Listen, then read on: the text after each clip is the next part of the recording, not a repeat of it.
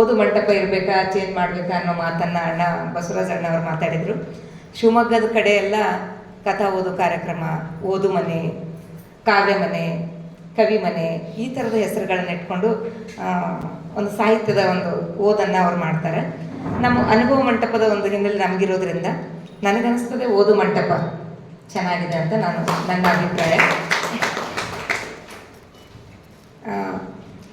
ಬಾನು ಮುಸ್ತಾಕ್ ಅವರು ಬೂಕರ್ ಪ್ರಶಸ್ತಿ ಪಡೆದಿರೋದ್ರಿಂದ ಆ ಕಥೆನ ನಾವು ಮೊಟ್ಟ ಮೊದಲಿಗೆ ಓದೋದಕ್ಕಾಗಿ ಇಟ್ಟಿದ್ದಾರೆ. ತುಂಬ ಖುಷಿಯಾಯಿತು.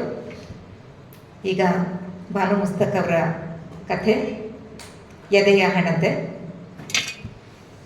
ಈ ಕಥೆಯನ್ನು ನಾನು ಓದ್ತಾ ಇದ್ದೀನಿ. ಕಥೆ ಎದೆಯ ಹಣತೆ.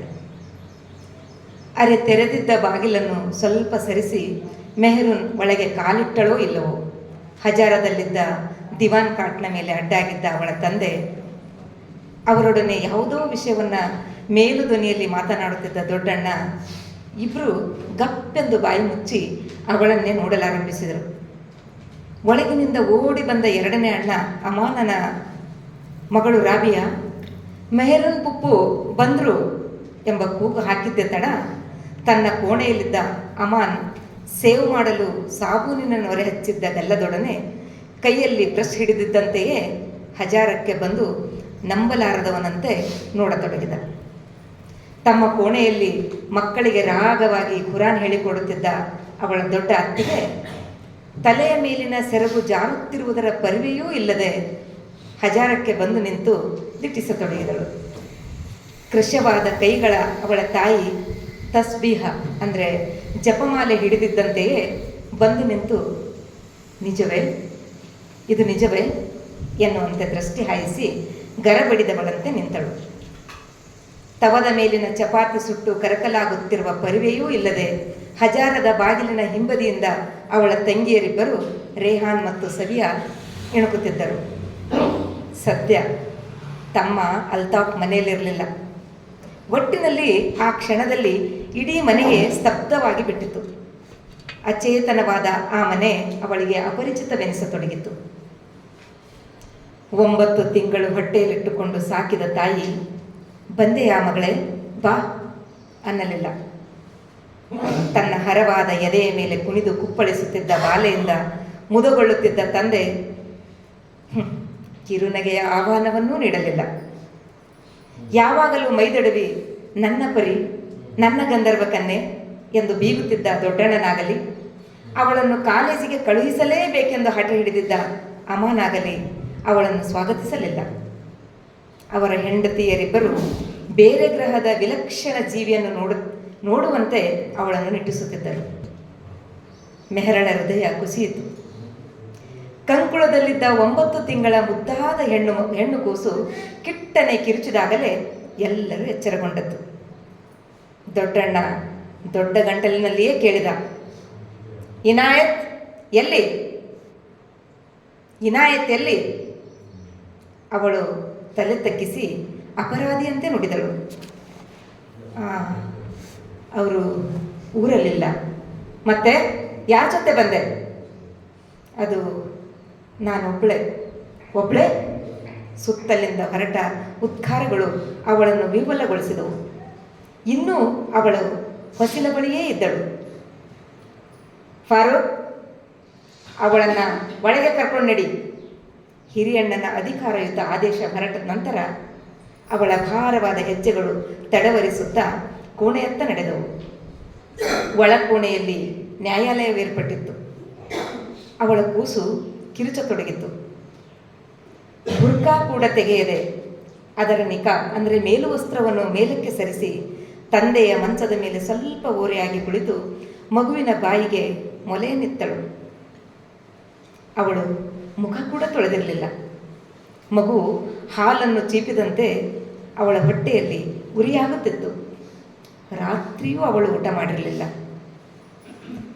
ಈ ಸಭೆಗೆ ಅವಳ ತಾಯಿಯೊಬ್ಬಳ ಹೊರತು ಇನ್ಯಾರು ಹೆಂಗಸರು ಬರುವಂತಿರಲಿಲ್ಲ. ಮೆಹರ್, ಮನೆಯಲ್ಲಿ ಹೇಳಿ ಬಂದೆಯಾ? ಇಲ್ಲ. ಯಾಕೆ ಹೇಳಿ ಬಂದಿಲ್ಲ? ನಮ್ಮ ಮರ್ಯಾದೆ ಕಳಿಬೇಕು ಅಂತ ಪೂರ್ತಿ ಮನಸ್ಸು ಮಾಡಿರೋ ಹಾಗಿದೆ ನೀನು. ಯಾರಿಗೆ ಹೇಳಿ ಬರಬೇಕಿತ್ತು? ಯಾರಿದ್ದಾರೆ ಅಲ್ಲಿ? ಅವರು ಮನೆಗೆ ಬಾರದೆ 1 ವಾರ ಆಯಿತು. ಇಂಥ ಕಡೆ ಹೋಗ್ತೀನಿ ಅಂತಾನು ಹೇಳಿ ಹೋಗಿಲ್ಲ. ನಿಮಗೆ ಕಾಗದ ಬರೆದಿದ್ದೀನಲ್ಲ, ನೀವು ನನ್ನನ್ನು ಸತ್ತೆಯೋ ಬದುಕಿದೆಯೋ ಅಂತ ಕೂಡ ಕೇಳಲಿಲ್ಲ. ನಿನ್ನ ಗಂಡ ಯಾವಳೋ ನರ್ಸಿನ ಹಿಂದೆ ಹೋಗಿದ್ದಾನೆ ಅಂತ ಬರೆದಿದೆಯಲ್ಲ, ಅದನ್ನು ನಂಬಬೇಕೇನು ನಾವು? ನಂಬಿಕೆ ಬರದೇ ಇದ್ದರೆ ಬಂದು ವಿಚಾರಿಸ್ಬೇಕಿತ್ತು. ಕಂಡವರಿದ್ದಾರೆ, ಅವಳ ಸಹವಾಸದಲ್ಲಿ ಅವರಿದ್ದದ್ದನ್ನು. ಕಂಡೇನು ಮಾಡಬೇಕಾಗಿದೆ? ಅವನನ್ನು ನಾವು ಹಿಡಿದು ಕೇಳಿದ್ವಿ ಅಂತ ಇಟ್ಕೋ. ಹೌದು, ನಿಜ ಅಂತಾನೆ. ನಾವೇನು ಮಾಡೋದು? ನಾವೇನು ಮಾಡೋ ಹಾಗಿದ್ದೀವಿ? ಮಸೀದಿಗೆ ಅರ್ಜಿ ಕೊಡೋಣವೆ? ತಪ್ಪಾಗಿದೆ. ಅವಳನ್ನೇ ಮುಸ್ಲಿಮರನ್ನಾಗಿ ಮಾಡಿಕೊಂಡು ನಿಕಾಹ ಮಾಡ್ಕೋತೀನಿ ಅಂತಾನೆ. ಅಲ್ಲಿಗೆ ಒಬ್ಳು ಪರ್ಮನೆಂಟ್ ಆಗಿ ಸವತಿ ಆಗ್ತಾಳೆ ನಿನಗೆ. ಇನ್ನೂ ಜೋರು ಮಾಡಿದ್ವಿ ಅಂತ ಇಟ್ಕೋ. ಈ ಮೆಹರು ನನ್ನ ಹೆಂಗಸು ನನಗೆ ಬೇಕಿಲ್ಲ, ತಲಾಕ್ ಕೊಡ್ತೀನಿ ಅಂತಾನೆ. ನಾವೇನು ಮಾಡೋ ಹಾಗಿದೆ? ನಾವೇನು ಮಾಡೋ ಹಾಗಿದ್ದೀವಿ? ಇಷ್ಟು ಹೊತ್ತಿಗಾಗಲೇ ಅವಳು ಬಿಕ್ಕಳಿಸತೊಡಗಿದಳು. ಮಗುವನ್ನು ಇನ್ನೊಂದು ಕಡೆ ಬದಲಾಯಿಸಿ ಹಾಲು ಕುಡಿಸುತ್ತಾ ಬುರ್ಕಾದೊಳಗಿಂದ ಸೀರೆಯ ಸೆರಗನ್ನು ಹೊರಗೆಳೆದು ಕಣ್ಣು ಮೂಗು ಒರೆಸಿಕೊಳ್ಳತೊಡಗಿದಳು. ಕ್ಷಣ ಕಾಲ ನಿರವ ಮೌನ. ಹಾಗಾದರೆ ನೀವೇನು ಮಾಡೋ ಸ್ಥಿತಿಯಲ್ಲಿಲ್ಲ ಅಲ್ವಾ? ಯಾರೊಬ್ಬರೂ ಮಾತನಾಡಲಿಲ್ಲ. ಅವಳೇ ಮುಂದುವರಿಸಿದಳು. ಮದುವೆ ಬೇಡ ಅಂತ ನಿಮ್ಮೆಲ್ಲರ ಕಾಲು ಕಟ್ಕೊಂಡೆ, ಕೇಳಿದ್ರಾ? ಬುರ್ಕ ಹಾಕಿಕೊಂಡೆ ಕಾಲೇಜ್ಗೆ ಹೋಗ್ತೀನಿ, ಓದು ನಿಲ್ಲಿಸಬೇಡಿ ಅಂತ ಗೋಗಿರದೆ. ನನ್ನ ಮಾತು ಕೇಳಲಿಲ್ಲ ನೀವು. ನನ್ನ ಜೊತೆ ಇರೋರು ಇನ್ನೂ ಮದುವೆಯಾಗಿಲ್ಲ. ನಾನು ಮುದುಕಿಯಾದೆ. ಸಾಲಾಗಿ 5 ಮಕ್ಕಳು ಹೊರೆಯಾಗಿ ನನ್ನ ಮೇಲೆ ಕೂತಿವೆ. ಅವರಪ್ಪ ಅಲಿತಿದ್ದಾರೆ. ನನಗೆ ಜೀವನವಿಲ್ಲ, ಬದುಕಿಲ್ಲ. ಇಂಥ ಹರಾಮ್ ಕೆಲಸ ಮಾಡ್ತಿರೋ ಗಂಡಸಿಗೆ ಹಿಂಗ್ಯಾಕೆ ಮಾಡ್ತಿದೀಯಾ ಅಂತ ಕೇಳೋಕ್ಕೆ ಸಾಧ್ಯವಿಲ್ವಾ ನಿಮಗೆ? ಸಾಕು ಮೆಹರ್, ಸಾಕು. ಅವಳ ತಾಯಿ ಕಣ್ಣು ಮುಚ್ಚಿ ತಲೆ ಕೊಡವಿದಳು. ಹೌದಮ್ಮ, ನನಗೂ ಸಾಕಾಗಿದೆ. ಮೊದಲು ಜನರು ಗುಸ್ಗುಸ ಅಂದರು. ನಂತರ ಥಿಯೇಟರ್ನಲ್ಲಿ, ಹೋಟೆಲ್ಗಳಲ್ಲಿ ಅವರನ್ನು ನೋಡಿದವರು ಬಂದು ನನ್ನ ಎದುರಿಗೆ ಹೇಳಿದರು. ಆಮೇಲೆ ರಾಜಾರೋಷವಾಗಿ ಅವಳ ಮನೆಗೆ ಹೋಗೋಕೆ ಆರಂಭಿಸಿದರು. ಜನರೆಲ್ಲ ಸಾಕಷ್ಟು ಉಗಿದ ಮೇಲೆ ಬೆಂಗಳೂರಿಗೆ ಹೋಗಿ ಸಾವಿರಾರು ರೂಪಾಯಿ ಚೆಲ್ಲಿ ಅವಳಿಗೆ ಟ್ರಾನ್ಸ್ಫರ್ ಮಾಡಿಸಿಕೊಂಡು ಬಂದಿದ್ದಾರೆ. ಈಗ 8 ದಿನಗಳಿಂದ ಅವಳ ಜೊತೆಯಲ್ಲಿ ಹಾಳಾಗಿ ಹೋಗಿದ್ದಾರೆ. ಎಷ್ಟು ದಿನ ಅಂತ ಸಹಿಸಲಿ? ಹೇಗೆ ಜೀವಿಸಲಿ?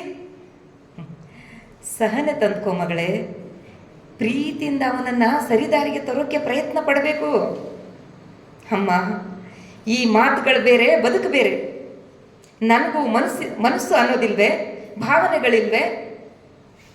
ನನ್ನನ್ನು ತೊರೆದು ಯಾವಳ ಹಿಂದೆಯೋ ಅಲೆದ ಮನುಷ್ಯನನ್ನು ನಾನು ಗಂಡ ಅಂತ ಗೌರವಿಸೋದಕ್ಕೆ ಸಾಧ್ಯವಿಲ್ಲ. ಅವನನ್ನು ನೋಡಿದರೆ ಸಾಕು, ಮೈ ಎಲ್ಲ ಉರಿಯುತ್ತೆ. ಇನ್ನು ಪ್ರೀತಿಸೋ ಮಾತು ದೂರವೇ ಉಳಿಯಿತು. ತಲಾಕ್ ಅವ್ರು ಕೊಡೋದಲ್ಲ, ನಾನೇ ತಗೋತೀನಿ. ನಾನಿನ್ನ ಆ ಮನೆಗೆ ಹೋಗೋದಿಲ್ಲ. ಮೆಹರ್, ಏನು ಅಂತ ಮಾತಾಡ್ತಿದೀಯಾ? ನಿಂದು ಅತಿಯಾಯಿತು. ಏನೋ ಗಂಡಸು ಕೊಚ್ಚೆ ತುಳಿದಿದ್ದಾನೆ. ನೀರಿರೋ ಕಡೆ ತೊಳ್ಕೊಂಡು ಒಳಗೆ ಬರ್ತಾನೆ.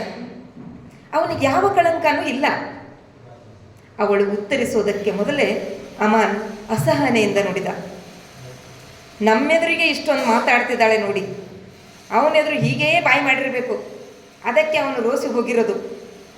ಸ್ವಲ್ಪ ತಡೆದು ಮೇಲುದನಿಯಲ್ಲಿ ಅವನೆಂದ, ಇನ್ನು ಈ ಎಲ್ಲವನ್ನು ಈ ಮನೆಯ ಸೊಸೆಯರು ಕಲಿತರೆ ಚೆನ್ನ. ಅವಳ ದುಃಖ ರೋಷವಾಗಿ ಮಾರ್ಪಟ್ಟು ವಿಷಾದದ ಭಾವ ತಾಳಿತು. ವಾದ ಚೆನ್ನಾಗಿ ಮಾಡ್ತೀಯಣ್ಣ, ದೇವರು ನಿನ್ನನ್ನು ಚೆನ್ನಾಗಿಟ್ಟಿರಲಿ. ನಾನೇ ಕೆಟ್ಟವಳು ನಿಜ. ನನ್ನ ಕೆಟ್ಟತನ ಏನು ಅಂತ ಈಗ ಗೊತ್ತಾಗಿದೆ. ಬುರ್ಕಾ ಬಿಟ್ಟು ಹೊರಗೆ ಬರಲಿಲ್ಲ. ಅವರು ಬುರ್ಕಾ ತೆಗೆದು ಹಾಕಿ ಹೊಕ್ಕಳ ಕೆಳಗೆ ಸೀರೆ ಉಟ್ಕೊಂಡು ಕೈಯಲ್ಲಿ ಕೈ ಹಾಕ್ಕೊಂಡು ಮೆರಿ ಅಂತ ಹೇಳಿದರು. ನೀವು ನನ್ನನ್ನು ಮೊದಲಿನಿಂದ ಬುರ್ಕಾದಲ್ಲಿ ಮುಚ್ಚಿ ತಲೆ ಮೇಲಿನ ಸೆರಗು ಜಾರಿಸದ ಹಾಗೆ ಬೆಳೆಸಿದ್ರಲ್ಲ, ನನಗೆ ಅದನ್ನು ತೆಗೆದ್ರೆ ಬೆತ್ತಲೆ ನಿಂತಂಗಾಗ್ತಿತ್ತು. ಅಲ್ಲಾಹನ ಭಯವನ್ನು ತುಂಬಿದ್ರಿ. ನಾನು ಹಾಗೆಲ್ಲ ಮಾಡಲು ಒಪ್ಪಲಿಲ್ಲ. ಅವರು ತಾಳಕ್ಕೆ ತಕ್ಕ ಹಾಗೆ ಕುಣಿಯೋಳನ್ನು ಕಟ್ಕೊಂಡ್ರು. ಈಗ ನಿಮಗೆಲ್ಲ ಅವರು ಬಿಟ್ಬಿಟ್ರೆ ನಿಮ್ಮ ಮೇಲೆ ನಾನು ಹೊರೆ ಹಾಕ್ತೀನಿ ಅಂತ ಭಯ. ಅದಕ್ಕೆ ಸಹಿಸ್ಕೊ ಅಂತೀರಿ. ನೀವು ಹೇಳೋದಕ್ಕೆ ಮೊದಲೇ ನನ್ನ ಶಕ್ತಿ ಮೀರಿ ಸಹಿಸ್ಕೊಂಡೆ. ಆದರೆ ಈಗ ಸಾಧ್ಯವಿಲ್ಲ. ಜೀವಂತ ನರಕದಲ್ಲಿ ಬೇಯೋದಕ್ಕಿಂತ ಎಲ್ಲಾದರೂ ನನ್ನ ಮಕ್ಕಳ ಜೊತೆ ಕೂಲಿ ಮಾಡಿಕೊಂಡು ಹೊಟ್ಟೆ ಹೊರ್ಕೊಳ್ತೀನಿ. ನಿಮಗೆ ಭಾರ ಆಗೋಲ್ಲ. ಮೆಹರ್ ಬಳ್ಳಿಗೆ ಕಾಯಿ ಭಾರನ? ವಿಚಿತ್ರವಾಗಿ ಮಾತಾಡಬೇಡ. ಅವಳ ತಾಯಿಯ ಪ್ರತಿಭಟನೆ. ದೊಡ್ಡಣ್ಣ ಗಂಭೀರ ಧ್ವನಿಯಲ್ಲಿ ಹೇಳಿದ, ಅಮ್ಮ, ಇವಳನ್ನು ಒಳ ಕರ್ಕೊಂಡು ಹೋಗಿ ತಿಂಡಿ ಕೊಡು. ನಾವು ಇನ್ನು 10 ನಿಮಿಷದಲ್ಲಿ ಚಿಕ್ಕಮಂಗ್ಳೂರಿಗೆ ಹೊರಡ್ತಿದ್ದೀವಿ. ಬಸ್ ಇದ್ದರೆ ಬಸ್, ಇಲ್ದಿದ್ರೆ ಟ್ಯಾಕ್ಸಿ ತರ್ತೀನಿ. ಅವಳು ಹೇಳಿದ ಹಾಗೆ ನಾವು ಕುಣಿಯೋಕ್ಕಾಗಲ್ಲ. ನಾನು ನಿಮ್ಮ ಮನೆಯಲ್ಲಿ ಕುಣಿಯೋಕ್ಕಾಗಲ್ಲ. ನಾನು ನಿಮ್ಮ ಮನೆಯಲ್ಲಿ ಒಂದು ಹನಿ ನೀರು ಕುಡಿಯಲ್ಲ. ನಾನು ಚಿಕ್ಕಮಂಗ್ಳೂರಿಗೂ ಹೋಗಲ್ಲ. ಮತ್ತೇನಾದರೂ ಜುಲುಮೆಯಿಂದ ನನ್ನನ್ನು ಅಲ್ಲಿಗೆ ಕರ್ಕೊಂಡು ಹೋದರೆ ನಾನು ಬೆಂಕಿ ಹಚ್ಕೊಂಡು ಸಾಯ್ತೀನಿ. ಅತಿ ಆಯಿತು ಮೆಹರ್. ಸಾಯೋರು ಯಾರು ಹೇಳ್ಕೊಂಡು ತಿರ್ಗಲ್ಲ. ವಂಶದ ಮರ್ಯಾದೆ ಪ್ರಜ್ಞೆ ಇದ್ದಿದ್ರೆ ನೀನು ಇಲ್ಲಿಗೆ ಬರೋ ಬದಲು ಅದನ್ನೇ ಮಾಡ್ತಿದ್ದೆ. ಯಾವ ಮನೆಗೆ ನಿನ್ನ ಡೋಲಿ ಅಂದರೆ ವಧುವನ್ನು ಹೊತ್ತೊಯ್ಯುವ ಪಲ್ಲಕ್ಕಿ ಹೋಯಿತೋ ಅದೇ ಮನೆಯಿಂದ ನಿನ್ನ ಡೋಲ ಅಂದರೆ ಶವವಾಹಕ ಹೊರಬರಬೇಕು. ಅದು ಮಾನವಂತ ಹೆಣ್ಣಿನ ಬದುಕು.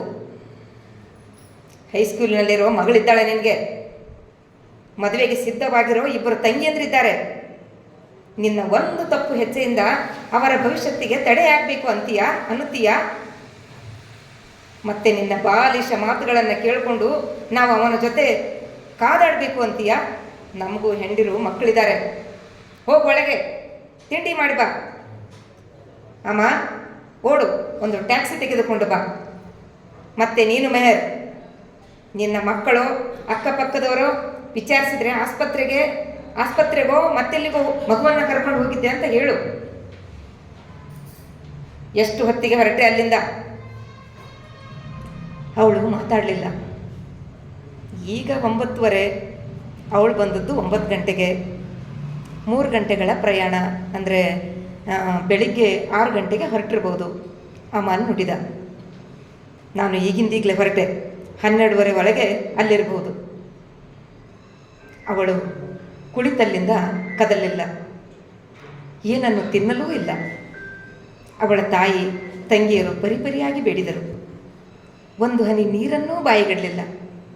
ಟ್ಯಾಕ್ಸಿ ಬಂದೊಡನೆಯೇ ಯಾರೊಡನೆಯೂ ಮಾತನಾಡದೆ ಮಗುವನ್ನು ಎದೆಗೆ ಒಚ್ಚಿ ಅವಳು ಹೊರಗಡೆ ಇಟ್ಟಳು. ಅಣ್ಣಂದಿರೊಡನೆ ಹೊರಟಾಗ ಯಾರಿಂದಲೂ ಬೀಳ್ಕೊಡಲಿಲ್ಲ. ಮೆಟ್ಟಲಿಳಿಯುವಾಗ ಒಮ್ಮೆ ಹಿಂತಿರುಗಿ ತಾನು ಹುಟ್ಟಿ ಬೆಳೆದ ಮನೆಯನ್ನು ನೋಡಿ ಕಣ್ತುಂಬ ನೀರು ತುಂಬಿಕೊಂಡಳು. ಅವಳ ತಂದೆ ಕೆಮ್ಮುತ್ತಾ ಎದೆ ಹಿಡಿದುಕೊಂಡರು. ಕ್ಷಣದಲ್ಲಿ ಅವರಿಗೆ ತೇಲುಗಣ್ಣು ಮೇಲುಗಣ್ಣಾಯಿತು. ಅವಳ ತಾಯಿ ಬಿಕ್ಕುತ್ತಾ ಒಮ್ಮೆ ಮಗಳತ್ತ, ಇನ್ನೊಮ್ಮೆ ಗಂಡನನ್ನು ಮಲಗಿಸಿ ಗಾಳಿ ಹಾಕುತ್ತಾ ನೀರು ತಟ್ಟುತ್ತಾ ತನ್ನಲ್ಲಿ ತಾನೇ ಆರ್ತಳಾಗಿ ಬೇಡುತ್ತಿದ್ದಳು. ದೇವರೇ, ನನ್ನ ಇಡೀ ಬದುಕಿನ ಯಾವುದಾದ್ರೂ ಪುಣ್ಯ ಅಂತ ಇದ್ದರೆ ನನ್ನ ಮಗಳ ಬದುಕು ನೇರಗೊಳಿಸು ತಂದೆ. ಅಮಾನ್ ಕಾರಿನ ಬಾಗಿಲನ್ನು ತೆರೆಯುತ್ತಾ ಒಳಗೋಗಿ ಕೂರುವಂತೆ ಮೆಹರೂನ್ಗೆ ಕಣ್ಣಲ್ಲಿ ಆದೇಶ ನೀಡುತ್ತಾ ಕೆಳದನಿಯಲ್ಲಿ ತನ್ನಷ್ಟಕ್ಕೆ ತಾನೇ ಒಣಗಿಕೊಳ್ಳುತ್ತಿದ್ದ. ಅವಳ ಅನಿರೀಕ್ಷಿತ ಆಗಮನ ಅವನಿಗೆ ಒಂದಿನಿತೂ ಒಪ್ಪಿಗೆಯಾಗಿರಲಿಲ್ಲ ಅನ್ನೋದು ಅವನ ಮುಖಭಾವದಿಂದಲೇ ಪ್ರಕಟವಾಗುತ್ತಿತ್ತು. ಮೆಹರೂನನ ಚೈತನ್ಯವೆಲ್ಲವೂ ಸೋರಿ ಹೋಗಿತ್ತು. ಗಂಡನ ವರ್ತನೆಯಿಂದ ಬೇಸತ್ತಿದ್ದ ಅವಳಿಗೆ ತವರಿನಲ್ಲಿ ಆಸರೆ ಸಿಗುವುದೆಂಬ ನಿರೀಕ್ಷೆ ಖುಷಿಯಾಗಿತ್ತು. ಅವಳ ಅಣ್ಣಂದಿರ ಮೇಲೆ ಅವಳಿಗಿದ್ದ ಅಭಿಮಾನವನ್ನು ಒಮ್ಮೊಮ್ಮೆ ಅವಳು ಹೊರಗಿಡುತ್ತಿದ್ದಳು. ಅವಳ ಗಂಡ ಇನಾಯತನ ಮೇಲೆ ಕೋಪಗೊಂಡಾಗ ಇಲ್ಲವೇ ನಗೆಚಾಟಿಕೆಯಲ್ಲಿ ಅವಳು ಆತನನ್ನು ಹೆದರಿಸಿದ್ದೂ ಉಂಟು. ಏನು ಅಂತ ತಿಳಿದಿದ್ದೀರಿ ನೀವು? ಸೇರಿಯ ಬಬ್ಬರ್ ಹೆಬ್ಬುಲಿಗಳಂತಿದ್ದಾರೆ ನನ್ನ ಅಣ್ಣಂದಿರು. ನೀವು ಹೀಗೆ ಆಡಿದರೆ ನಿಮ್ಮನ್ನು ಅವರು ಒಂದಿನ ಕೊಚ್ಚಿ ಎಸಿತಾರೆ. ಹುಷಾರ್. ಅವಳ ಈ ಪ್ರತಾಪ ಹೀಗೆ ನೀರ್ಗುಳ್ಳೆಯಂತೆ ಕರಗಿ ಹೋದದ್ದು ಅಲ್ಲದೆ ಅಣ್ಣ ಹೇಳಿದ್ದು ಅವಳ ಕಿವಿಗಳಲ್ಲಿ ಗುಯಿಗುಡುತ್ತಿತ್ತು. ವಂಶದ ಮರ್ಯಾದೆ ಉಳಿಸುವ ಪ್ರಜ್ಞೆ ಇದ್ದಿದ್ದಲ್ಲಿ ಬೆಂಕಿ ಹಚ್ಕೊಂಡು ಸಾಯಬೇಕಿತ್ತು, ಇಲ್ಲಿಗೆ ಬರಬಾರ್ದಿತ್ತು. ಛೇ, ತನ್ನದೂ ಒಂದು ಬಾಳು.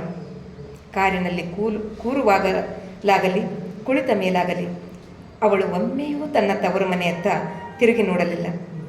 ಕೊನೆಗೆ ಕಿಟಕಿಯಿಂದ ಇಣುಕುತ್ತಿದ್ದ ತಾಯಿಯನ್ನಾಗಲಿ ಪರದೆಯ ಹಿಂದಿನಿಂದ ಇಣುಕುತ್ತಿದ್ದ ತಂಗಿಯರನ್ನಾಗಲಿ, ಅತ್ತಿಗೆಯರಂತೂ ತಮ್ಮ ಕೆಲಸದಲ್ಲಿ ನಿರತರಾಗಿರಬಹುದು. ಮುಖದ ಮೇಲೆ ಬಿದ್ದಿದ್ದ ಬುರುಕಾದ ತೆರೆಯ ಹಿಂದಿನಿಂದ ಕಣ್ಣೀರ ಕೋಡಿಯೇ ಹರಿಯುತ್ತಿತ್ತು. ಬಿಕ್ಕಳಿಕೆಯನ್ನು ಮಾತ್ರ ಅವಳು ತುಟಿ ಕಚ್ಚಿ ಒಳಗೆ ನುಂಗಿದಳು. ಕಾರು ವೇಗವಾಗಿ ಓಡುತ್ತಿತ್ತು. ಯಾರೊಬ್ಬರೂ ಮಾತನಾಡಲಿಲ್ಲ. ಅಮಾನ್ ಮುಂದಿನ ಸೀಟಿನಲ್ಲಿ ಕುಳಿತಿದ್ದ. ಡ್ರೈವರ್ ಮೊಹಲ್ಲಾದವನೇ ಪರಿಚಿತ ಹುಡುಗ.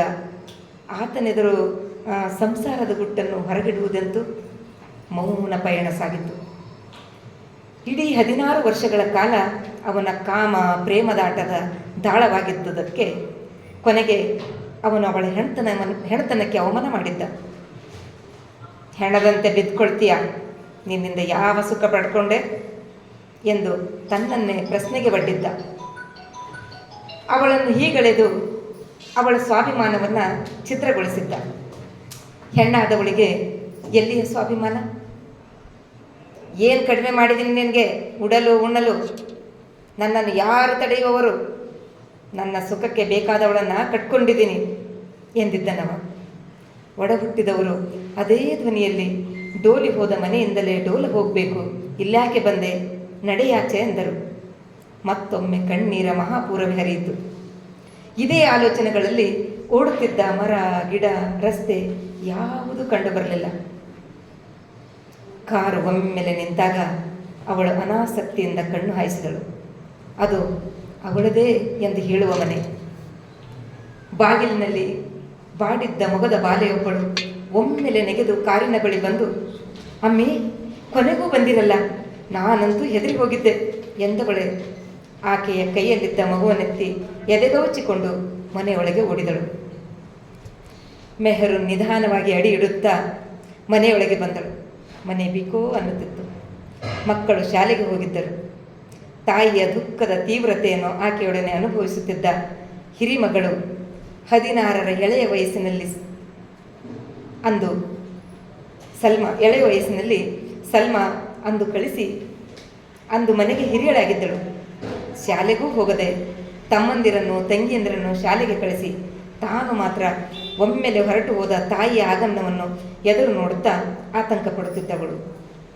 ಜೊತೆಯಲ್ಲಿ ಮಾವಂದಿರನ್ನು ನೋಡಿ ಸಮಾಧಾನದ ನಿಟ್ಟುಸಿರನ್ನು ಹೊರಚೆಲ್ಲಿದಳು. ಮಾವಂದಿರನ್ನು ನೋಡಿಯೇ ಅವಳು ಚುರುಕಾದಳು.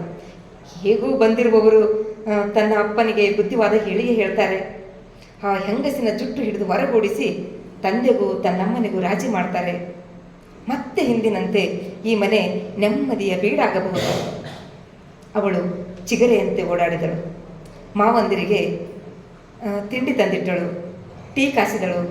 ಕೋಣೆಯಲ್ಲಿ ಮಂಚದ ಮೇಲೆ ಬಿದ್ದುಕೊಂಡಿದ್ದ ತಾಯಿಯ ಕಣ್ಣೀರೊರೆಸಿ ಒಂದೊಂದೇ ತುತ್ತನ್ನು ಅವಳ ಬಾಯಿಗಿರಿಸಿ ಎಂಜಿಲು ತಟ್ಟೆಯನ್ನು ತೆಗೆದುಕೊಂಡು ಹೊರಬರುತ್ತಿದ್ದಂತೆ ಚಿರಪರಿಚಿತ ಧ್ವನಿಯೊಂದು ಕೇಳಿ ಬರಬೇಕೆ? ಅವಳು ಒಂದೇ ನೆಗೆತಕ್ಕೆ ಮೆಹರೂನಳ ಬಳಿ ಓಡಿ ಬಂದಳು. ಅಮ್ಮಿ, ಅಬ್ಬ ಬಂದಿದ್ದಾರೆ. ಮೆಹರೂನ್ ತನಗೆ ಆ ಮಾತುಗಳು ಕೇಳಿಸಲೇ ಇಲ್ಲವೆಂಬಂತೆ ಹೊದಿಕೆಯೊಳಗೆ ಸೇರಿದ್ದವಳು ಮುದುಡಿಕೊಂಡು ಮಲಗಿದಳು. ಅವಳ ತಲೆಯ ನರಗಳು ಸಿಡಿಯುತ್ತಿದ್ದವು. ಹೊರಗೆ ಹಜಾರದಲ್ಲಿ ಸಲ್ಮಾ ಕಿವಿಗೊಟ್ಟು ಆಲಿಸಿದಳು. ಮಾತು, ಕತೆ, ನಗು, ಸಲಾಂ, ಫಯಾಜ್, ಅರೇ ಭಯ್ಯ, ಯಾವಾಗ ಬಂದ್ರಿ? ಇನಾಯತ್ ಮೆಹರೂನಳ ಗಂಡ ಆತ್ಮೀಯತೆಯಿಂದ ವಿಚಾರಿಸುತ್ತಿದ್ದ. ಈಗ ತಾನೇ ಬಂದಿದ್ದೀವಿ, ನೀವು ಹೇಗಿದ್ದೀರಿ? ಓ, ಚೆನ್ನಾಗಿದ್ದೀನಿ, ದೇವರ ದಯೆ, ತಮ್ಮೆಲ್ಲರ ದುವಾ. ಅಮಾನ್ ಸ್ವರ. ಎಲ್ಲಿಂದ ಬರ್ತಾ ಇದ್ದೀರಿ ಇನಾಯತ್ ಭಾಯ್? ಇಲ್ಲೇ ಹೀಗೆ ಇರ್ತಾವಲ್ಲ ವ್ಯವಹಾರಗಳು. ಎಷ್ಟೇ ಆದರೂ ಬೆಳಗ್ಗೆದ್ದು ನಾವು ಮನೆಯಲ್ಲಿ ಕೂರಕ್ಕಾಗೋದಿಲ್ವಲ್ಲ. ಸಲ್ಮಾ, ಅಮ್ಮಿಯಲ್ಲಿ? ಇಲ್ಲಿ ನೋಡು, ಯಾರು ಬಂದಿದ್ದಾರೆ, ಬರ ಹೇಳು ಅಮ್ಮಿಯನ್ನು. ಒಳಗಡೆಯಿಂದ ಓ ಇಲ್ಲ, ಸೋ ಇಲ್ಲ. ಈಗ ಮಾತ್ರ ಇನಾಯತ್ ಎಚ್ಚರಗೊಂಡ. ಓ, ಇವಳೆಲ್ಲೋ ಮಗುವಿನ ಜೊತೆ ಒಳ ಸೇರಿಕೊಂಡಿರಬೇಕು. ಕರಿತೀನಿ ತಾಳೆ. ಅವನು ಒಳ ಬಂದು ಎದುರಿಗಿದ್ದ ಮಗಳನ್ನು ನೋಡಿ ಕೆಳದ ದನಿಯಲ್ಲಿ ಕೇಳಿದ, ಇವರೆಲ್ಲ ಯಾವಾಗ ಬಂದರು? ನಿನ್ನಮ್ಮ ಎಲ್ಲಿ? ಸಂಶಯದ ಎಳೆಯೊಂದು ಅವನ ಮನದಲ್ಲಿ ಪುಟಿದೇಳುತ್ತಿತ್ತು. ಈಕೆಯೇ ಕಾಗದ ಬರೆದು ಅಣ್ಣಂದಿರನ್ನು ಕರೆಸಿಕೊಂಡಿರಬಹುದೇ? ಅವರಿಗೇನಾದರೂ ಅಂದ ಹಾಗೆ ಕಾರಿನಲ್ಲಿ ಅವರು ಏಕೆ ಬಂದರು ಎಂದು ಯೋಚಿಸುತ್ತಿದ್ದವನಿಗೆ, ಮಾವಂದರು ಈಗ ತಾನೇ ಬಂದರು, ಅಮ್ಮಿ ಇನ್ನೂ ಎದ್ದಿಲ್ಲ, ಮಲಗಿಯೇ ಇದ್ದಾರೆ, ಸಲ್ಮಾ ಬುದ್ಧಿವಂತಿಕೆಯಿಂದ ಉತ್ತರಿಸಿದಳು. ಇನ್ನೂ ಎದ್ದಿಲ್ಲ? ಏನಾಗಿದೆ ಅವಳಿಗೆ? ಅವಳು ಮಲಗಿದ್ದ ಕೋಣೆಯ ಬಾಗಿಲಿಗೆ ಬಂದು ನಿಂತ. ಮುದುಡಿ ಮಲಗಿದ್ದ ಅವಳ ಭಂಗಿಯೇ ಅವನಿಗೆ ಅಸಹ್ಯವೆನಿಸಿತು. ತನ್ನ ಮಕ್ಕಳ ತಾಯಿ ಎಂಬುದೊಂದೇ ಅವಳಿಗಿದ್ದ ಅರ್ಹತೆ. ಅವನು ಬಯಸಿದರೂ ಅವನ ಕಾಲುಗಳು ಅವನನ್ನು ಒಳಗೆ ಕೊಂಡೊಯ್ಯಲಿಲ್ಲ. ಮುಸುಕಿನೊಳಗಿನಿಂದಲೇ ಎಲ್ಲ ಸಂಭಾಷಣೆಗಳು ಅವಳ ಕಿವಿಗೆ ಬೀಳುತ್ತಿದ್ದವು. ಮತ್ತು ಅವನು ಬಂದು ಬಾಗಿಲಿಗೆ ಅಡ್ಡವಾಗಿ ನಿಂತಿರಬಹುದಾದ ಭಂಗಿ ಎಲ್ಲವೂ ಅವಳ ಕಣ್ಣಿಗೆ ಕಟ್ಟಿದವು. ಅವನ ಬಟ್ಟೆ, ಬರೆ, ಸಿಗರೇಟಿನ ವಾಸನೆ, ಬೆವರಿನ ವಾಸನೆ, ಸೋತ ದೇಹ, ಬಳಲಿದ ಕಣ್ಣುಗಳು, ಆ ವ್ಯಕ್ತಿಯನ್ನು ಮಲಗಿದಲ್ಲಿಂದಲೇ ಅವಳು ಕಲ್ಪಿಸಿಕೊಂಡಳು. ಅವಳ ನರನಾಡಿಗಳಲ್ಲೂ ತನ್ನ ಛಾಪನ್ನು ಒತ್ತಿದ್ದ ವ್ಯಕ್ತಿ ಇಂದು ಅವಳಿಗೆ ಅತ್ಯಂತ ಅಪರಿಚಿತನಾಗಿ ಕಂಡ. ಅವಳು ಬಿಗಿದುಕೊಂಡೇ ಮಲಗಿದ್ದಳು. ಅವಳೊಡನೆ ನೇರವಾಗಿ ಮಾತನಾಡುವುದು ಕೂಡ ಅವನಿಗೆ ಬೇಡವಾಗಿತ್ತು. ಅವನ ಧ್ವನಿ ಮತ್ತೊಮ್ಮೆ ಮೂಡಿ ಬಂದಿತ್ತು. ಸಲ್ಮಾ, ಬಾ ಇಲ್ಲಿ, ಈ ನಾಟಕ ಸಾಕು ಮಾಡು ಎಂದು ಅವಳಿಗೆ ಹೇಳು. ಈಗೇನಾದರೂ ಪಂಚಾಯತಿಗೆ ಅಂತ ಅವಳ ಅಣ್ಣಂದಿರನ್ನು ಕರೆದಿದ್ರೆ ಅವಳೇ ಉರುಳು ಕೊಂಡಂತಾಗುತ್ತದೆ. ನಾನು ಒಂದೇ ಉಸಿರಿನಲ್ಲಿ 1, 2, 3 ಅಂತ ಹೇಳಿ ಮುಗಿಸ್ಬಿಡ್ತೀನಿ ಅಂತ ಹೇಳಿ ಅವಳಿಗೆ. ಆಮೇಲೆ ಅವಳಿಗೆ ತಲಾಕ್ ಆಗಿಬಿಟ್ಟ ಮೇಲೆ ಅವಳ ತಂಗಿಯರನ್ನಾಗಲಿ ಅವಳ ಹೆಣ್ಣು ಮಕ್ಕಳನ್ನಾಗಲಿ ಹೇಗೆ ದಾಟಿಸ್ತಾಳೆ ಎನ್ನುವುದನ್ನು ನಾನು ನೋಡ್ತೀನಿ ಅಂತ ಹೇಳು ಅವಳಿಗೆ. ಬಂದವರ ಎದುರು ಮರ್ಯಾದೆ ಕಳೆದು ಮನೆಯ ಮಾನ ಮರ್ಯಾದೆನ ಹರಿದು ಹಾಕ್ತಿದ್ದಾಳಲ್ಲ ನಿನ್ನ ತಾಯಿ, ಅವಳಿಗೆ ಹೇಳು, ಅಣ್ಣಂದಿರನ್ನು ಮಾತಾಡಿಸಿ ಬರಲಿ. ಚಿಕನ್ ಬೇಕೋ ಮಟನ್ ಬೇಕೋ ಕೇಳು. ಈಗಾಗಲೇ 12 ಗಂಟೆ ಆಯಿತು, 12 ಗಂಟೆ ಆಗ್ತಾ ಬಂತು. ಬೇಗ ಬೇಗ ಅಡಿಗೆ ಮಾಡೋದಕ್ಕೆ ಹೇಳು. ಅಲ್ಲೆಲ್ಲೂ ಇಲ್ಲದ ಸಲ್ಮಾಳನ್ನು ಉದ್ದೇಶಿಸಿ ಎಲ್ಲ ವಿಷಯವನ್ನು ಕಕ್ಕಿ ಮರ್ಯಾದೆಯ ಪಾಠವನ್ನು ಅವಳಿಗೆ ಮತ್ತೊಮ್ಮೆ ಉಣಬಡಿಸಿದ. ಮತ್ತೆ ಮಾಮೂಲಿನಂತೆ ಅವ ಹೊರ ನಡೆದ. ಭಾವಂದಿರೊಡನೆ ಮಾತುಕತೆ ಆಡಲು ಕಾಫಿ ಬೆಲೆ ಕುರಿತು, ಕಾಶ್ಮೀರ್ ಚುನಾವಣೆ ಕುರಿತು, ಹತ್ತಿರದ ಮನೆಯೊಂದರಲ್ಲಿ ಕೊಲೆ ಮಾಡಿಕೊಂಡ ಮೊಹಲ್ಲಾದ ಹುಡುಗಿಯ ಕುರಿತು, ಹಿಂದೂ ಹುಡುಗನೊಡನೆ ರಿಜಿಸ್ಟರ್ ಮದುವೆಯಾದ ಮೊಹಲ್ಲಾದ ಹುಡುಗಿಯ ಕುರಿತು, ಹೀಗೆ ಇನ್ನೇನೇನೋ ಮಾತು ಲೋಕಾಭಿರಾಮವಾಗಿ ಮುಂದುವರಿಯುತ್ತಿದ್ದಂತೆ ಚಿಕನ್ ಬಂದಿತು. ಕುಕ್ಕರ್ ಕೂಗಿತು, ಮಿಕ್ಸಿ ಅರೆಯಿತು, ಮಸಾಲೆ ವಾಸನೆ ಘಮ್ ಎಂದಿತು. ಊಟ ತಯಾರಾಯಿತು. ಸಲ್ಮಾ ಓಡಾಡುತ್ತಾ ಊಟವಿಕ್ಕಿದಳು. ಮೆಹರೂನ್ ಮಾತ್ರ ಗಂಡ ಮತ್ತು ಸಹೋದರರ ಎದುರಿಗೆ 1-2 ಬಾರಿ ಸುಳಿದು ಹೋಗಿದ್ದಳಷ್ಟೆ. ಹೊಟ್ಟೆ ತುಂಬ ಊಟ, ಬಾಯಿ ತುಂಬ ತಾಂಬೂಲಾಗಿಯುತ್ತಾ ಅವಳ ಅಣ್ಣಂದಿರು ಹೊರಟರು. ಹೋಗುವ ಮೊದಲು ಅಮಾನ್ ಮಾತ್ರ ಬಂದು ಅಡುಗೆ ಮನೆಯ ಬಾಗಿಲಲ್ಲಿ ನಿಂತು, ಸ್ವಲ್ಪ ಬುದ್ಧಿವಂತಿಕೆಯಿಂದ ನಿಭಾಯಿಸಿಕೊಂಡು ಹೋಗು, ನಾನು ಮುಂದಿನ ವಾರ ಬಂದು ಹೋಗ್ತೀನಿ. ಏನು ಮಾಡೋದು, ಕೈಯಲ್ಲಿ ಸ್ವಲ್ಪ ದುಡ್ಡು ಸೇರಿದೆ, ಮೈಯಲ್ಲಿ ಕಸು ಇದೆ, 4 ದಿನ ಹಂಗೆ ಆಡ್ತಾನೆ, ಆಮೇಲೆ ಅವನೇ ದಾರಿಗೆ ಬರ್ತಾನೆ. ನಿನಗಾದರೂ ಜವಾಬ್ದಾರಿ ಇರಬೇಕು. ಹೆಂಗಸರು ಎಂತೆಂಥ ಕಷ್ಟದಲ್ಲಿರ್ತಾರೆ. ಕುಡುಕ ಗಂಡಂದಿರು, ಬರೆ ಎಳೆಯುವ ಅತ್ತೆಯರು, ಊಟಕ್ಕೂ ಗತಿ ಇಲ್ಲದಂಥ ಪರಿಸ್ಥಿತಿ. ದೇವರ ದಯಿಂದ ನೀನು ಚೆನ್ನಾಗಿದೀಯ. ಅವನಿಗೆ ಸ್ವಲ್ಪ ಬೇಜವಾಬ್ದಾರಿತನ ಇದೆ, ಅದೆಲ್ಲವನ್ನು ನೀನೇ ಸರಿ ತೂಗಿಸ್ಕೊಂಡು ಹೋಗಬೇಕು ಎಂದು ಬುದ್ಧಿವಾದ ಹೇಳಿದ. ಕಾರು ಭರ್ರೆಂದಿತು.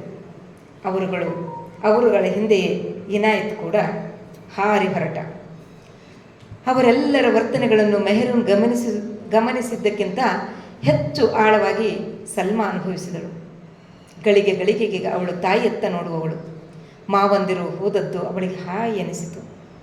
ಅವರು ತನ್ನ ಅಮ್ಮಿಗೆ ಯಾವುದೇ ರೀತಿಯಲ್ಲೂ ಸಮಾಧಾನವಾಗಲಿ ಸಹಾಯವಾಗಲಿ ಮಾಡಲಿಲ್ಲ ಎನ್ನುವುದು ಅವಳಿಗೆ ಕಂಡು ಬಂದಿತ್ತು.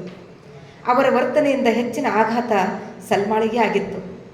ಹೀಗಾಗಿ ತಾಯಿಯ ದುಃಖಕ್ಕೆ ತಾನೇ ಮಿಡಿಯುತ್ತಿದ್ದಳು. ತಂದೆ ಹೊರ ನಡೆದಿದ್ದರಿಂದ ಅವಳಿಗೆ ದುಃಖ ಉಕ್ಕಿ ಬಂದಿತ್ತು. ಇಡೀ ಮನೆಯ ಮೇಲೆಯೇ ಮ್ಲಾನತೆ ಆಚ್ಛಾದಿತವಾದಂತೆ ಅನಿಸತೊಡಗಿತು. ಶಾಲೆಯಿಂದ ವಾಪಸ್ ಬಂದ ಮಕ್ಕಳು ಕೂಡ ಈ ಮನೆಗೆ ಒಂದಿಷ್ಟು ಗೆಲುವಿನ ಸಂತಸದ ಕಳೆಯನ್ನು ಮೂಡಿಸಲಿಲ್ಲ. ಅವರವರ ಕೆಲಸ ಅವರವರಿಗೆ, ಅವರವರ ಪಾಡು ಅವರವರಿಗೆ. ಸಂಜೆ ತನ್ನ ಕೆಂಪನ್ನು ಕ್ರಮೇಣ ಕಳೆದುಕೊಂಡು ಗಾಢಾಂಧಕಾರವಾಗುತ್ತಾ ನಡೆಯುತ್ತಿದ್ದಂತೆ ದೀಪಗಳು ಮಿನುಗತೊಡಗಿದವು. ಮೆಹರೂನಳ ಎದೆಯ ಹಣತೆ ಆರಿ ಬಹುಕಾಲ ಕಳೆದಿತ್ತು. ತಾನು ಯಾರಿಗಾಗಿ ಬದುಕಬೇಕು ಎಂಬ ಪ್ರಶ್ನೆ, ಇಷ್ಟು ಅವಮಾನಗಳನ್ನು ಸಹಿಸಿ ಬದುಕುವ ಸಾರ್ಥಕತೆಯಾದರೆ ಏನು ಎಂಬುದು ಅವಳ ಮುಂದೆ ಇದ್ದ ಬೃಹದಾಕಾರವಾದ ಪ್ರಶ್ನೆ. ಗೋಡೆಗಳು, ಛಾವಣಿ, ತಟ್ಟೆ, ಬಟ್ಟಲು, ಒಲೆ, ಹಾಸಿಗೆ, ಪಾತ್ರೆ, ಅಂಗಳದಲ್ಲಿದ್ದ ಗುಲಾಬಿ ಗಿಡ ಯಾವುದು ಕೂಡ ಅವಳ ಪ್ರಶ್ನೆಗಳಿಗೆ ಉತ್ತರಿಸಲು ಸಮರ್ಥವಾಗಲಿಲ್ಲ. ಅವಳ ಸುತ್ತಮುತ್ತಲೇ ಸುತ್ತುತ್ತಿದ್ದ ಒಂದು ಜೊತೆ ಉದಾಸ ಕಣ್ಣುಗಳು, ಮಿಡಿಯುವ ಹೃದಯವನ್ನು ಅವಳೂ ಗುರುತಿಸಲಿಲ್ಲ. ಸಲ್ಮಾ ಅಗಲವಾದ ತನ್ನ ಜಿಂಕೆ ಕಣ್ಣುಗಳನ್ನು ತಾಯಿಯ ಸುತ್ತಲೇ ಕಾವಲನ್ನಾಗಿಸಿದ್ದಳು. SSLC ಪರೀಕ್ಷೆ ತಯಾರಿ ನಡೆಸುತ್ತಿದ್ದ ಸಲ್ಮಾಗೆ ಪ್ರತಿ ಕ್ಷಣವೂ ಪುಸ್ತಕದಲ್ಲಿ ಹುದುಗಿಕೊಳ್ಳಬೇಕು ಅನಿಸುತ್ತಿತ್ತು. ಆದರೆ ನುಡಿಯಲು ಸಾಧ್ಯವಾಗದ ತೀವ್ರ ಆತಂಕವೊಂದು ಆಕೆಯ ಸುಪ್ತ ಚೇತನವನ್ನು ಜಾಗೃತವಾಗಿರಿಸಿದ್ದರಿಂದ ತಾಯಿಯನ್ನು ತನ್ನ ನೋಟದ ವ್ಯಾಪ್ತಿಯಲ್ಲಿಯೇ ಇರಿಸಿದ್ದಳು. ಆಕೆಗೆ ಕೂಡ ಅತ್ಯಂತ ಹೆಚ್ಚಿನ ನಂಬಿಕೆ ಇದ್ದದ್ದು ಮಾವಂದಿರ ಮೇಲೆ. ಹೀಗಾದರೂ ಮಾಡಿ ತನ್ನ ಮಾವಂದಿರು ತಂದೆಯನ್ನು ಸರಿದಾರಿಗೆ ತಂದೇ ತೀರುವರು ಎಂಬ ನಂಬಿಕೆ ಈಗ ಹುಸಿಯಾಗಿತ್ತು. ತಂದೆ ದೂರವಾಗಿದ್ದ, ತಾಯಿ ಹತಾಶಳಾಗಿದ್ದಳು. ಅವಳ ಪರೀಕ್ಷೆ ಎದುರಿಗಿತ್ತು. ರಾತ್ರಿಯ ನಿರವತೆಯಲ್ಲಿ ಮೆಹರೂನ್ ತನ್ನ ಬದುಕಿನಷ್ಟೇ ಕಪ್ಪಗಿದ್ದ ಕತ್ತಲನ್ನು ದಿಟ್ಟಿಸಿ ನೋಡಿದಳು. ಮಕ್ಕಳೆಲ್ಲ ಮಲಗಿದ್ದರು. ಸಲ್ಮಾ ಮಾತ್ರ ಹಜಾರದಲ್ಲಿ ಪುಸ್ತಕವನ್ನು ಹಿಡಿದು ಕುಳಿತಿದ್ದಳು. ನೋಟ ಮಾತ್ರ ತಾಯಿಯ ಕೋಣೆಯ ಕಡೆಗೆ ಇತ್ತು. ಮೆಹರೂನಳ ನಿದ್ರೆ ಹಾರಿ ಹೋಗಿತ್ತು. ತವರು ಮನೆಯಲ್ಲಿ ಅವಳ ಹೋರಾಟವೇನು ಕಡಿಮೆಯಾಗಿತ್ತೆ? ಬೇರೆ ಅನೇಕರಿಗೆ ಸುಲಭವಾಗಿ ದೊರಕುತ್ತಿದ್ದ ಅವಕಾಶಗಳನ್ನು ಅವಳು ಪಡೆದುಕೊಳ್ಳಬೇಕಾದಲ್ಲಿ ಎಲ್ಲ ರೀತಿಯ ಮಾರ್ಗಗಳನ್ನು ಅನುಸರಿಸಬೇಕಾಗುತ್ತಿತ್ತು. ಹಿಂದೆಯೂ ಸಾಕಷ್ಟು ಹತ್ತಿದ್ದಳು. ಅನೇಕ ತಿಂಗಳುಗಳಿಂದ ತಾನೇ ಮೂಕವೇದನೆಯನ್ನು ಅನುಭವಿಸುತ್ತಿದ್ದಳು. 2ನೇ ವರ್ಷದ BComಗೆ ಇನ್ನೇನು ಪರೀಕ್ಷೆ 1 ತಿಂಗಳಿದೆ ಎನ್ನುವಾಗ ಅವಳ ಮದುವೆ ನಡೆದಿತ್ತು. ಆಗಲೂ ಅವಳು ತನ್ನ ಪರೀಕ್ಷೆಗೆ ಹಾಜರಾಗಲು ಅವಕಾಶ ಕೊಡುವಂತೆ ಬೇಡಿಕೊಂಡು ಅತ್ತಿದ್ದಳು, ಗೋಗರೆದಿದ್ದಳು. ಆದರೆ ಎಲ್ಲರೂ ಕಿವುಡಾಗಿದ್ದರು. ಮದುವೆಯಾದ 1-2 ವಾರದ ನಂತರ ಮೆಲ್ಲನೆ ತನ್ನ ಪತಿಯ ಬಳಿ ಪರೀಕ್ಷೆಯ ಮಾತನ್ನೆತ್ತಿದ್ದಳು. ಅವನು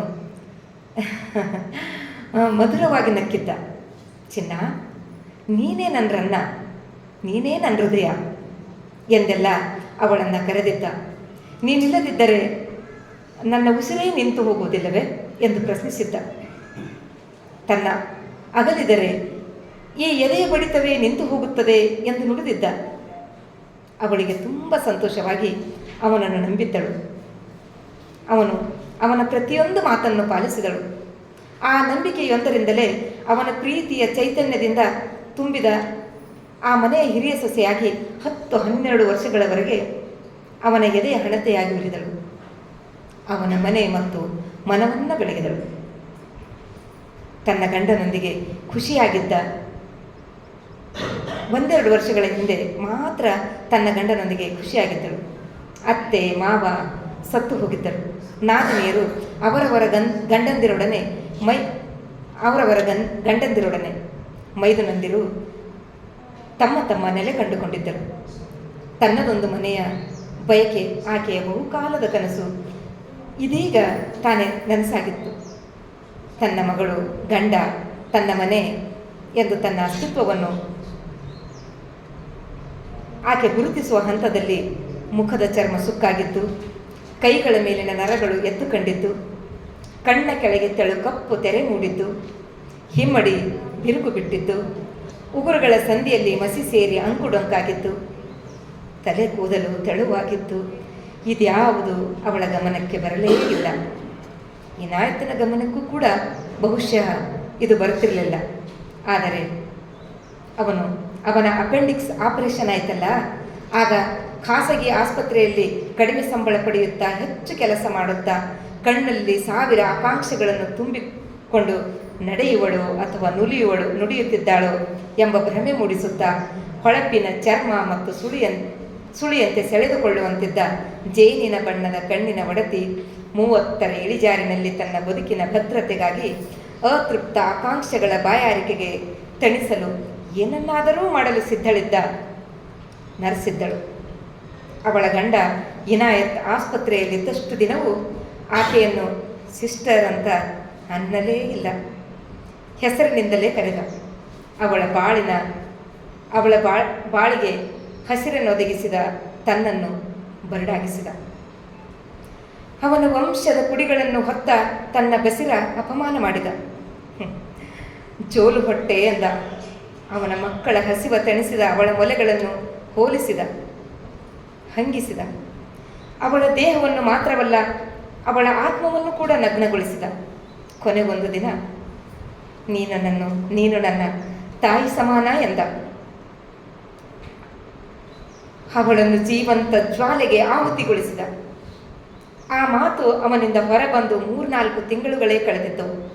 ಅಂದಿನಿಂದ ಆ ಮನೆಯಲ್ಲಿ ಉಣ್ಣುವ ಒಂದೊಂದು ಅಗಳು ಕೂಡ ಪಾಪ ಎಂದು ಅವಳಿಗೆ ಅನಿಸತೊಡಗಿತ್ತು. ಆ ಮನೆಯಲ್ಲಿ ತಾನು ಪರಕೀಯಳು ಎಂಬುದು ಅವಳಿಗೆ ಪ್ರತಿ ಕ್ಷಣವೂ ಕಾಡತೊಡಗಿದಾಗ ಅವಳು ಪರಿಹಾರ ಹುಡುಕತೊಡಗಿದ್ದಳು. ಈ ಅಪಮಾನದ ಬೆಂಕಿಯಿಂದ ಹೊರಬರಲು ಆಕೆಯೊಬ್ಬಳಿಗೆ ಸಾಮರ್ಥ್ಯವಿರಲಿಲ್ಲ. ಹಾಗಾಗಿ ತನ್ನ ತವರಿನ ಆಸರೆಗೆ ಕೈ ಚಾಚಿದ್ದಳು. ಕತ್ತಲು ದಟ್ಟೈಸುತ್ತಿತ್ತು. ಅವಳ ಮನಸ್ಸಿನಿಂದ ಕ್ಷೋಭೆಯೂ ಕೂಡ ಹೆಪ್ಪುಗಟ್ಟುತ್ತಿತ್ತು.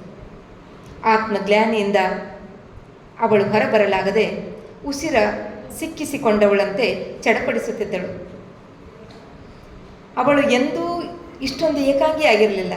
ಕಂಬನಿಯ ಮಹಾಪೂರವೇ ಹರಿದು ಹೋಗಿತ್ತು. ಅವಳಿಗೆ ಯಾವುದರ ಅಪೇಕ್ಷೆಯೂ ಉಳಿದಿರಲಿಲ್ಲ. ಬದುಕು ಭಾರವಾಗತೊಡಗಿತ್ತು. ಮಲಗಿದಾಕೆ ಎದ್ದು ಕುಳಿತಳು.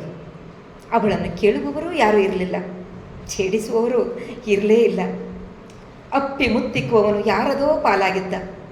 ಬದುಕಿಗೊಂದು ಆಯಾಮ ಇರಲೇ ಇಲ್ಲ. ಅವಳ ಹಿಂದಿನಿಂದ ಬಂದ ಫಳಾರ್ ಎಂಬ ಸದ್ದನ್ನು ಕೇಳಿಯೂ ಅವಳು ವಿಚಲಿತಳಾಗಲಿಲ್ಲ. ಅವಳಿಗೆ ಗೊತ್ತಿತ್ತು, ಚಿತ್ರಪಟ ಬಿದ್ದಿತ್ತು, ಗಾಜು ಚೂರಾಗಿತ್ತು, ಚೌಕಟ್ಟು ಒಡೆದಿತ್ತು, ಚಿತ್ರ ಬೇರೆಯಾಗಿತ್ತು. ಅವಳಲ್ಲಿ ಯಾವುದೋ ಆವೇಶ ಮನೆ ಮಾಡಿತ್ತು.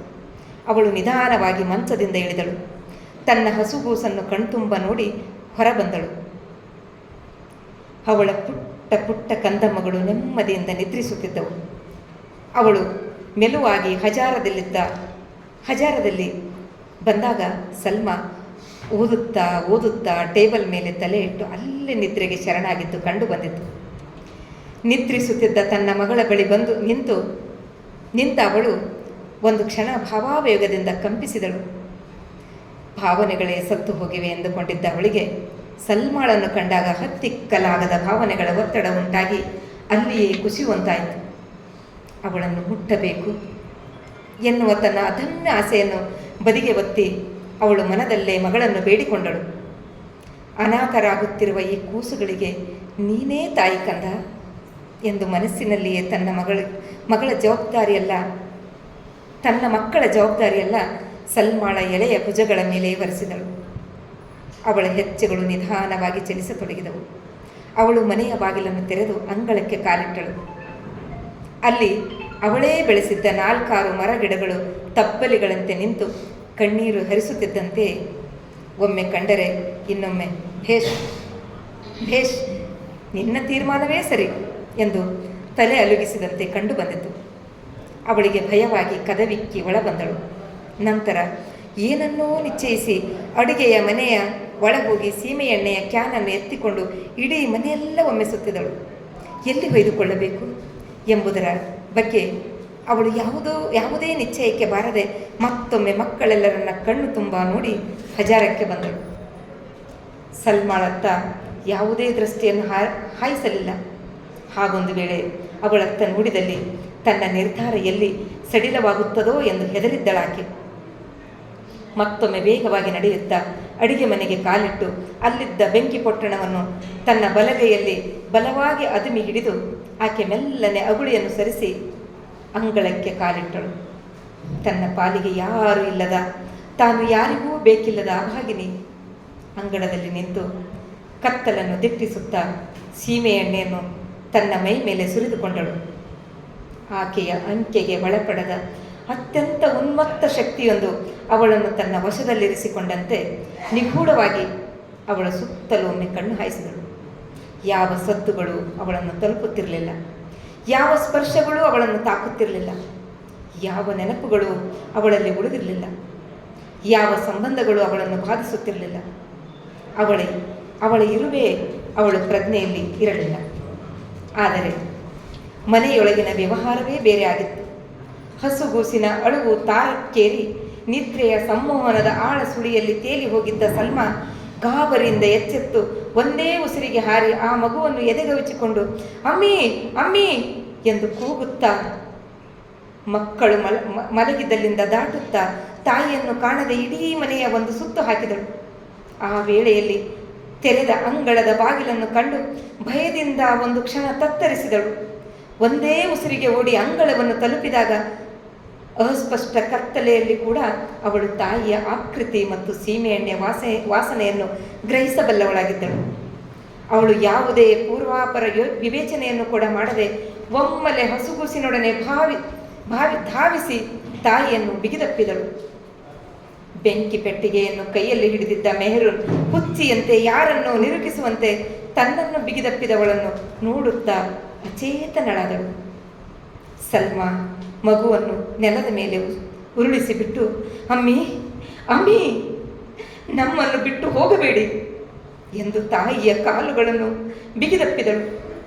ಬಿಕ್ಕಿ ಬಿಕ್ಕಿ ಅಳುತ್ತಿದ್ದ ಸಲ್ಮಾ ನೆಲದಲ್ಲೇ ರೋಧಿಸುತ್ತಾ ಹಸುಗೂಸು ಇವರನ್ನು ಕಂಡು ಮೆಹರೂನ್ ತನ್ನನ್ನು ಆವರಿಸಿದ್ದ ಅದೃಶ್ಯ ಶಕ್ತಿಯಿಂದ ಬಿಡುಗಡೆ ಹೊಂದಲು ಅತೀವ ಪ್ರಯತ್ನವನ್ನು ಮಾಡುತ್ತಾ ಯಾವುದೋ ನಿದ್ರಾಲೋಕದಿಂದ ಕಣ್ಣು ತೆರೆದಂತೆ ಹೊರ ಜಗತ್ತಿಗೆ ಬಂದಳು.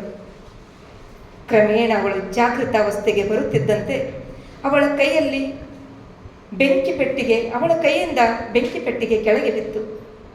ಸಲ್ಮಾ ತಾಯಿಯ ಕಾಲುಗಳನ್ನು ಬಿಟ್ಟಿರಲಿಲ್ಲ. ಅಮ್ಮಿ ಅವರೊಬ್ಬರನ್ನು ಕಳೆದುಕೊಂಡ ರೋಷದಲ್ಲಿ ನಮ್ಮೆಲ್ಲರನ್ನು ಅವಳ ಕಾಲಬುಡಕ್ಕೆ ಎಸೆಯುವುದು ಸರಿಯಾ? ಅಪ್ಪಗೋಸ್ಕರ ಸಾಯಲು ಸಿದ್ಧಳಾಗಿರುವ ನೀನು ನಮಗಾಗಿ ಬದುಕಲು ಸಾಧ್ಯವಿಲ್ಲವೇ? ನಮ್ಮನ್ನೆಲ್ಲ ನೀನು ಹೇಗೆ ತಬ್ಬಲಿಗಳನ್ನಾಗಿ ಮಾಡಲು ಸಾಧ್ಯ ಅಮ್ಮಿ? ನಮಗೆ ನೀನು ಬೇಕು. ಅವಳ ಮಾತಿಗಿಂತ ಹೆಚ್ಚಾಗಿ ಅವಳ ಸ್ಪರ್ಶದಿಂದ ಮೆಹರೂನ್ ಅರ್ಥವಾದಳು. ಹೆಪ್ಪುಗಟ್ಟಿದ್ದ ಎಲ್ಲವೂ ಒಮ್ಮೆಯೇ ಕೊಚ್ಚಿಕೊಂಡು ಹೋದಂತಾಗಿ ಅವಳು ಅಲುಗಿ ಹೋದಳು. ಉಸಿರುಗಟ್ಟಿದ್ದಂತೆ ಅಳುತ್ತಿದ್ದ ಹಸುಗೂಸನ್ನು ಎತ್ತಿದ ಮೆಹರೂನ್ ಸಲ್ಮಾಳನ್ನು ಎದೆಗವಚಿದಾಗ ಎತ್ತರಕ್ಕೆ ಬೆಳೆದಿದ್ದ ಗೆಳತಿಯೊಬ್ಬಳ ಸಾಂತ್ವನ, ಸ್ಪರ್ಶ, ಸಮಾನ ಭಾವ ಕೂಡಿ ಕಣ್ಣೆರಡೂ ಭಾರವಾಗಿ ಬೇರೆ ಏನನ್ನೂ ನುಡಿಯದೆ ಕ್ಷಮಿಸು ಕಂದ, ಕ್ಷಮಿಸು ಎಂದಳು. ಕತ್ತಲು ಹರಿಯುತ್ತಿತ್ತು. ಅವಳ ಎದೆಯ ಹಣತೆ ಎಂದೋ ಆರಿ ಹೋಗಿತ್ತು. ಆದರೆ ಪ್ರಭಾತದ ಬೆಳಕು ಮಂದವಾಗಿ ಪಸರಿಸುತ್ತಿತ್ತು. ಧನ್ಯವಾದಗಳು. ಇಂಥ ಒಂದು ಸದಾವಕಾಶವನ್ನು ಕಲ್ಪಿಸಿಕೊಟ್ಟಂತಹ ಕನ್ನಡ ಸಾಹಿತ್ಯ ಪರಿಷತ್ತು ಬೀದರ್ ಮತ್ತು ತಾಲೂಕಾ ಘಟಕಕ್ಕೆ ಅನಂತ ಧನ್ಯವಾದಗಳು. Thank you.